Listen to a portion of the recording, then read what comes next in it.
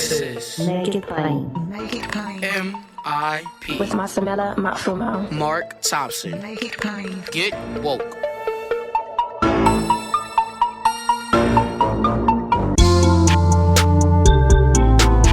God bless you. Get woke. Folks, MIP is now COVID-free, meaning free to all subscribers as we navigate this pandemic. We're thinking about everyone, and we've got to get through this together. So for a limited time, no fee to subscribe to Make It Plain on your favorite podcast app.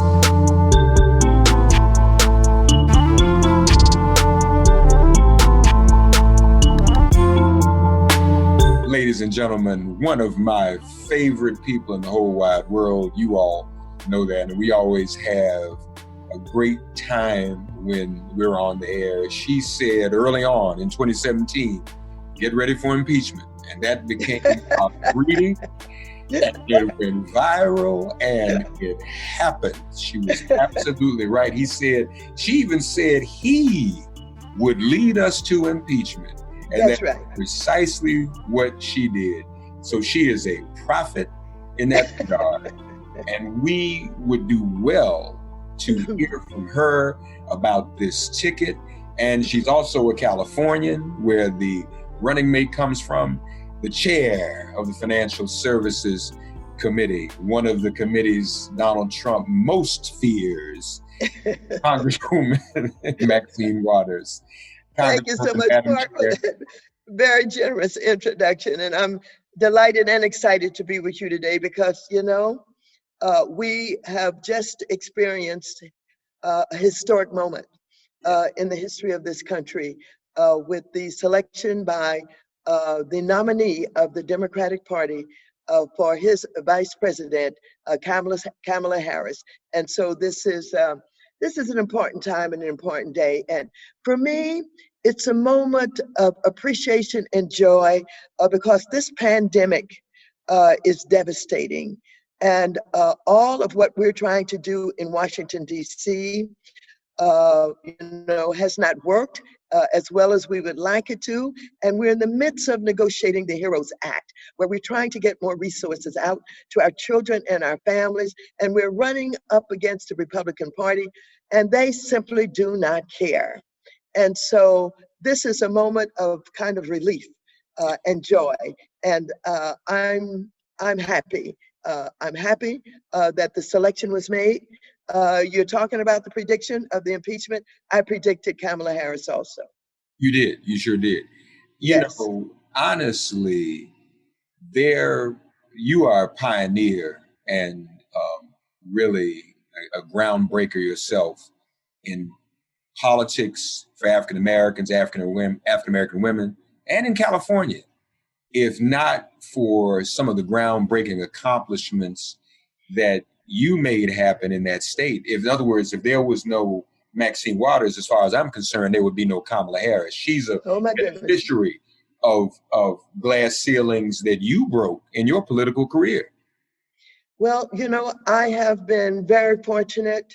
I went to the California State Assembly, where I joined up with Willie Brown and some other very progressive, strong leaders, and I became a Democratic a chair at one point, Democratic whip at one point, and I was able to, get some landmark legislation divesting our pension funds from doing business in South Africa and joining with the ANC and bringing Nelson Mandela to California. That was historic. Also, I had legislation that opened up affirmative action so that I brought in asset managers, African Americans from across the country, and got them involved in what I called an immersion campaign that I put together so that they could begin to manage some of these huge funds that we had in our public employees pension fund and in the teachers retirement fund. And many of them became very wealthy. They were able to hire other people and to help to create wealth in our communities. I also did police reform. I challenged Daryl Gates. I organized women. We marched on them. The first case that we had was a woman named Eula Love. That's who right. was shot down on her front porch in front of her daughters, where the police came out to enforce the local gas company because she could not pay her bill and they wanted to cut off her gas. And I thought that was so outrageous. My heart was so broken about what happened to her. I started organizing then, challenged Daryl Gates, and I've been working on police reform one way or the other, up through Rodney King, when I tried to explain to the world that many of the women who are out there, some of whom were, trying to get food and trying to get shoes. I said, these are not criminals. These are people who have been dropped off America's agenda. And so, yes, I have been a party to and involved with others who always had a progressive agenda and who always was willing to be confrontational and basically take the consequences of that and understand who we were and just keep moving and keep struggling and fighting. And I am so proud to live at this time, to see the protests that hit the street after George Floyd. It was a coming together of the old people and the young folks and, the Blacks and Latinos and Asians and Muslims and, Baptists and Catholic and Jews and all of that, because this moment of George Floyd, having lost his life at the knee of a police officer, and the world could see so plainly the abuse of that, the outrageousness of that, really did catapult them into action. And that's what I think is happening to this country now. Change is taking place. And I can't leave Black Lives Matter out of that because they are part of all of this in the way that they have emerged and the way that they have worked. So I'm delighted to witness what is going on. I'm delighted to be a party to it. And I'm looking forward to a strong campaign with Kamala and with Biden. And I think for any mistakes that they have made in their past, that's over with. But I think for many people that we have worked with for years who have not done the right thing, not said the right thing, and whether we're talking about Biden or the Congressional Black Caucus and the crime bill, you'll never see that happen again. Change is taking place. And I think we'll go forward on a progressive agenda and leave behind us those who were so traditional and those who were trying to work in ways that would get the support that they needed in order to try and have these careers. I think that's over with. And I think that we're going to see progress. That's a powerful statement and a powerful prediction. And since you brought it up, the crime bill, obviously the Trump administration and campaign have an agenda to target Black men and to turn Black men off. So they're going to bring up the crime bill. They are going to bring up Kamala Harris's history as a prosecutor, which frankly, when you examine it, is not the worst record of all. People make a big deal out of things that really didn't happen.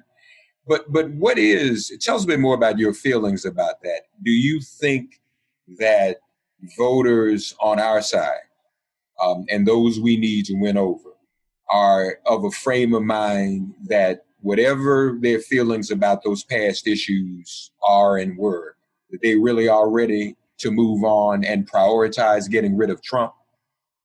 I really do. And I really do think that Trump has defined himself. He's a racist. He's a liar. He's a deceptive human being. He's a divider. All the worst things that you could see in any human being. He is a flawed character. And that's undeniable. And I think people kind of see that. Even the people that support him, they know who this man is. But for those who voted for the crime bill, and he can come up with all of the legislation that he would like to put out there to talk about being tough on crime. The same people, many of them who voted for the crime bill, they'll never do that kind of thing again.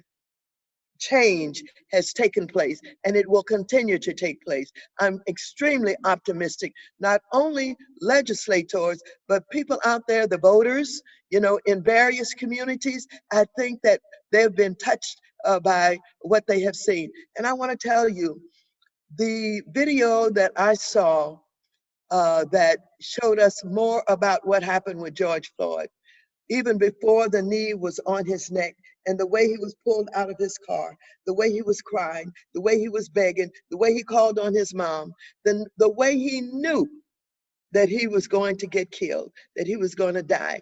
It has shaken us to our very core. And I do think that change is taking place by many of the people who never thought that they would be supporting police reform, for example, pay equality, talking about openly racism. You remember when the press couldn't even use the word racism and Right. didn't use it? So I'm feeling extraordinarily optimistic, and I don't care what Trump comes with. I believe that we're going to defeat him, and I believe that when we take a look at what is happening up in New York with that Southern District, that they have the goods on him, and that I do believe that when he is not reelected, that he could be criminally charged with the crimes that he's committed, and that he could go to jail. Do you have, since you brought him losing and getting kicked out of office, do you have any concerns that he is not going to leave, that he's going to try not, that he's going to have to be carried out of the White House? I do. I have some concerns because he is doing several things now. First of all, he retweeted something where somebody tweeted that there may be a civil war if he is not reelected, and he retweeted that, which means that he's buying into that. Secondly, I believe that he has shown us that he's willing to do the unthinkable as he tries to have his way and to win on the issues that he cares about. We never thought that we would have a president that would openly embrace Putin and Russia, given the history of Russia.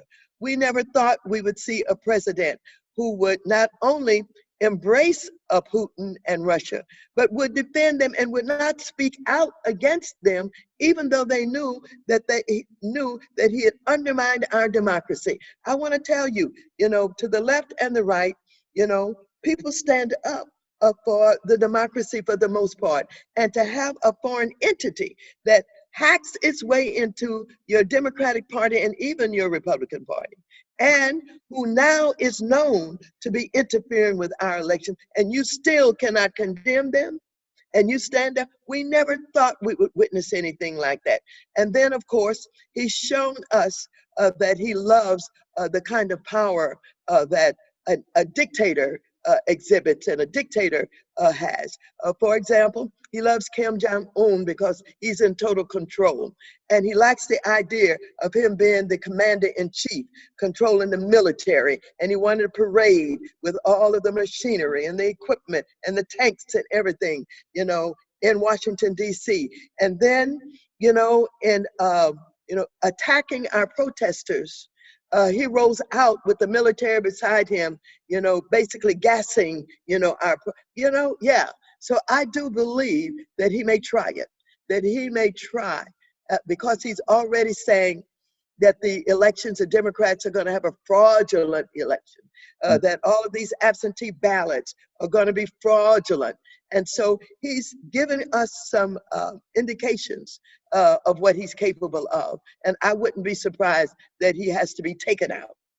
The senators on the Senate Intelligence Committee who are asking for information they've learned recently to be declassified about what Russia is doing now for the 2020 election remind me of you in 2016 after you all had that classified briefing with James Comey.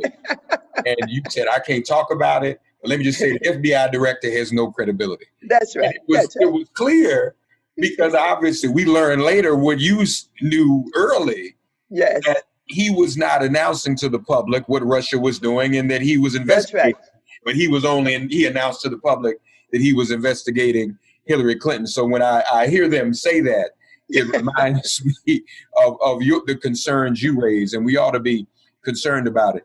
But back to Kamala Harris, you predicted she would be the nominee. Yes. Why is she the best nominee Joe Biden could have chosen? Well, I do believe that, arriving to the point where you will possibly be on the national stage of this country is a big moment. And so much is going on that you have to understand, that you have to manage. And so I think that it really does take some experience to do that. It takes you having gone through, the tough times and the good times and the bad times and the unknown times and all of that. She ran in the state of California, was reelected twice. This is a big state and it's a diverse state. And in order to do that and to be successful at that, you have to know kind of what you're doing and understand how to deal with diversity, etc. In addition to that, she was elected to the United States Senate, and she came upon the scene well prepared. As a prosecutor, she was able to grill down in her, efforts to get those witnesses to reveal, really what was on their minds and what they had done, and take apart what they were saying, and that was extraordinarily impressive. But the other thing is this: for an African American woman to choose, the career that she chose was unusual. We were not choosing careers as prosecutors, as district attorneys and attorney generals. That was basically the domain of white men doing that. And we've had a lot of problems in that area getting justice because of the way that they have managed to keep us out of being treated fairly. And so she comes from that, jumps into and get elected to the United States Senate, demonstrates her capability and her competence, sitting on that Judiciary Committee. But then she said, and I'm running for president of the United States of America. And that takes a lot of confidence. And so in running, she rolled out with a huge campaign with all of 20,000 people or more showing up at her announcement in her hometown, which looked extraordinarily well. And she moved on and she learned a lot. She learned that as you move across this country, running for president of the United States, you've got to have a lot of money. You've got to have a lot of resources. You've got to have a lot of support. And so her campaign ended, but she learned an awful lot in that experience. Who else that was being considered had that combination of experiences to their credit? None of them have. And even those who pointed to things they didn't like about her, they had to conclude that yes, she had the experience. She certainly, was intelligent and competent. And so she, in my mind, was going to be the one that would be picked. And a lot of people say, well, how she attacked Biden and how she, made a lot of people unhappy. And certainly he, is unhappy, and he'll never forget that. I never believed that. I never believed that because once you run for president, you have to forgive. You have to forget some things. You have to do what is in the best interest of your becoming president and what you think is in the best interest of this country. So I always thought that she was number one in the consideration. And Chris Dodd kind of telegraphed that with his statements. I believe his statement made it inevitable because you can't have a presidential nominee appear to not pick a qualified woman because someone on his team said she's too ambitious. Yeah. I mean, that was a gift. He should have just been quiet. But when you do something like that, Congresswoman, and you don't pick that person, it leaves that bad taste in everyone's mouth. Well, did you not pick her because a white man said she wasn't ambitious? And the thing about this is, first of all, women have not thought to be someone that should be looked at as ambitious. That was for the men in this country and in this world, traditionally, to be an outspoken, confrontational, ambitious is just what we're coming into. You know what I mean? And so I was raised with a confrontational mama. I was raised with confrontational sisters and brothers. I was raised with 12 sisters and brothers, and we were always confrontational with each other. We said what was on our mind, and when we had to fight, we did that. And so for me, it was natural, but that was not natural for women, period, and certainly not an African American woman. And to charge you with being too ambitious really didn't sit well with the women in this country, because we've come to the point now where we know and understand that because we're viewed in certain ways, that has limited our ability to achieve success. And so we're beyond accepting that now. And women spoke up right away. Yeah. And you would think people would get that because you were not beloved for being quiet. You know, you were beloved for being ambitious and speaking truth to power. So Yeah. your race, talk to Yes. us about your race. Folks, we need to be prepared to help Congresswoman Waters too. Don't take anything for granted. Yeah, let's not take anything for granted. You know, in this last reapportionment for my race, the district is quite different.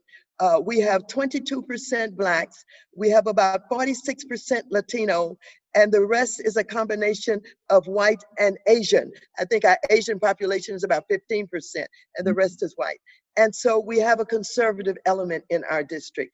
I've been able to change some of that, and I've been able to try and deal with some of the issues to bring people around. But I want you to know, because of the way that I handle my politics, it still rubs some as, you know, too liberal or too progressive, too confrontational, etc. And so, you know, the Republicans have picked up on that. And so they've tried twice. They brought in someone to run against me who was inept and incompetent. But the last one that ran against me, they raised $1 million for him. He was absolutely more than inept and incompetent. I think that you know, his mentality could be questioned. You know, his brain cells could be questioned, what have you. And so he ended up in jail. You know, doing the primary, and he ended up in jail in San Francisco doing time, and the judge wouldn't even let him out on bail, etc. So another Black man entered the race that they put in to the race. I don't know how and exactly this group came together, but now this man they have raised $3 million for, and he beat out the previous opposition, the one that had been in jail. And so now he's in the district with all of this money. He's putting up billboards. He's buying time on CNN. He has yard signs. And he is not saying, I am a Trump Republican, but he loves Trump. And he is a Trump Republican. And so he's putting up billboards with his name on it, but it doesn't identify that he is a Republican. And so he's hoping that people will just buy into the fact that a Black man is running. And oftentimes people don't know the numbers in the district. If he says 43rd, but they will learn a lot about that, and we will help them to learn. But we cannot take this for granted. We have to have a big turnout with our Blacks and Latinos in particular, and with the growing number of Asians because of travel ban and a lot of other things that they've learned about this president are now turning toward the Democratic Party. And I think that I have been able to work even with some of the chambers of commerces. And I think that after they evaluate all of what they're going to throw at me, I'm hopeful that I will be able to overcome that. But it's going to take resources, and it's going to take organization, and it's going to take real involvement of a lot of people who care about this district, and the fact that they would never want it to be turned over to someone like this man, Joe Collins, who has been supported by the Republican Party. So forgive my ignorance. The primary has already happened. Yes, we have, the primaries has happened. And so I'm running in California. Right. We have a primary where whoever the two top winners are. Right, that's right. They could be both Democrats, they could be both Republicans, they could be either or. And we run off against each other. And that's what's happening now. Me a Democrat, and he's a Republican. We're the two top vote getters. And so we're running off against each other. Where can people log on to make contributions to your campaign? At this time, we're just really getting organized. We're moving our district office, and we're opening up our campaign office within 2 weeks. And so I would like them to take this number, 213-344-5885. 351-0028. That is Citizens for Water's campaign number that people can call, and we can get them involved as our campaign gets organized. Thank you. I guess I'd be remiss. You and I developed our close relationship vis-a-vis Selma. We've not talked since John Lewis passed. And, we have had some wonderful times even with him in Selma. I know you will miss him as much as I will when we go to Selma every year. Absolutely. And I was thinking about that, and I was hoping that we would have an opportunity to talk about that, because we have always understood the importance of Selma and the Edmund Pettus Bridge and what happened on that bridge. And so long before many of the folks who, learned lately and maybe have shown up, at maybe one or at the 50th anniversary of the walk across the bridge, we've known and we've involved ourselves with the people. And that's so very important because that represents the struggle that John Lewis and others were involved in, and the sacrifices that they were willing to make for civil rights and voter rights. And so John Lewis sacrificed for, the ability to get legislation and the law passed for voting rights. He took a beating, he took more than one beating, he took being jailed, but he never stopped. He never gave up. This was his life. And so he was elected to come to Congress. And, he has been very special in Congress. And he's treated very special with high respect. And when he spoke, the room was quiet because they knew that he had something special to say, and everybody wanted to hear what he had to say. And so not only did he have, great respect from both the House of Representatives and the United States Senate, but even right-wing conservative Republicans knew that there was something special about him. They knew his history. They knew what he had sacrificed. And so I want to tell you, when he passed, it was huge. It was a moment in history when so many people were saddened that they wished to give the kind of condolences that were heartfelt and that others could feel.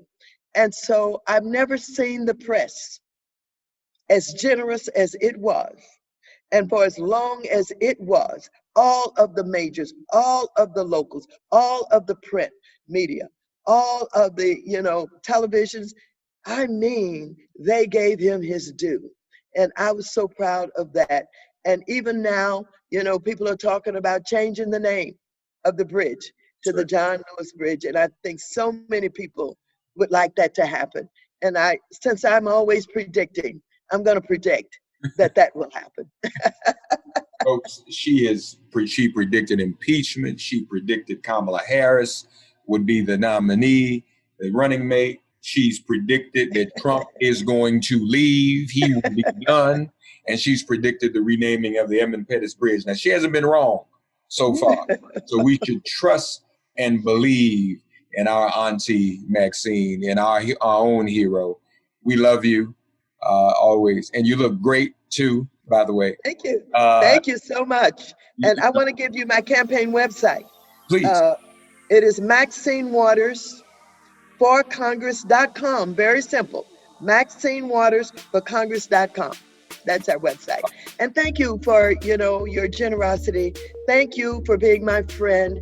Thank you for what you do every day and what you have done for so many years. You've been on the case. You're one of our talking drums that's willing to speak truth to the power.